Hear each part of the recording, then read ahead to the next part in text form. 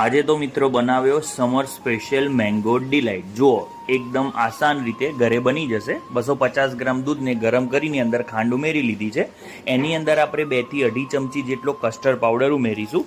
Custard powder ઉમેરવાથી એક creamy texture આવે છે અને ખાવાની ખૂબ જ મજા આવે છે। આ રીતે દૂધમાં મિક્સ કરીને ગરમ દૂધની અંદર કસ્ટર્ડ પાવડરને ઉમેરી લેવાનો છે। થોડીક જ વારમાં આ રીતે આપણું ક્રીમી દૂધ તૈયાર થઈ જશે। 1 કિલો જેટલો કેરીનો રસ અમે કાઢી લીધો છે। એ આ રીતે એની અંદર કસ્ટર્ડ પાવડરવાળું દૂધ છે એ ઉમેરી લેવાનું છે।